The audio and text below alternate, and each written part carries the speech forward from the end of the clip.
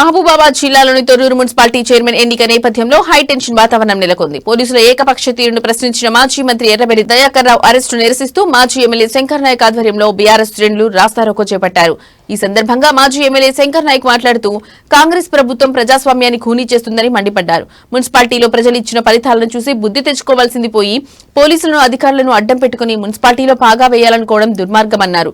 దుర్మార్గపు చర్యను అడ్డుకునేందుకు వెళ్లిన మాజీ మంత్రి ఎర్రబెల్లి దయాకర్ ను అక్రమ అరెస్టు చేయడం దుర్మార్గమన్నారు. వెంటనే ఎర్రబెల్లిని విడుదల చేయాలని డిమాండ్ చేశారు.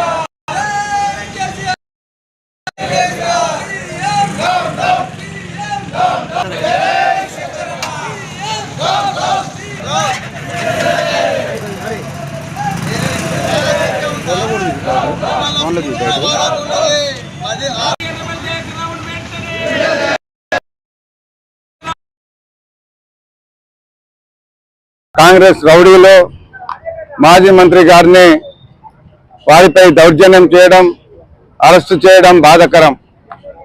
ఇది డెమోక్రసీలో ఉన్నామా లేకుంటే ప్రజాస్వామ్యం ఉందా లేదా అనేది ప్రజలు గమనిస్తున్నారు. న్యాయబద్ధంగా జరపవలసిన మున్సిపాలిటీ ఎలక్షన్లో దౌర్జన్యంగా పోలీసులను పెట్టి అక్రమ అరెస్టులు చేసి జనాలను ప్రజలను నానా ఇబ్బంది పెడుతున్న కాంగ్రెస్కు రాబోయే రోజుల్లో తప్పకుండా మూల్యం చెల్లించుకోవాల్సింది గుణపాఠం ఉంటుంది. కాంగ్రెస్ గుండెల్లారా, నేను ఇప్పటికీ మీకు చాలాసార్లు హెచ్చరించాం.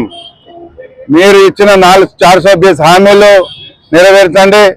6 గ్యారంటీలు ఏదైతే ప్రజలకు హామీ ఇచ్చారో అది వదిలిపెట్టి పోలీసులతోటి రాజ్యం వెళ్తున్నారో రాబోయే రోజులలో ఇప్పుడు ఎవరైతే రెచ్చిపోతున్నారో వాళ్లకు పుట్టగతులు ఉండవని చెప్పేసి నేను మనవి చేస్తున్నా.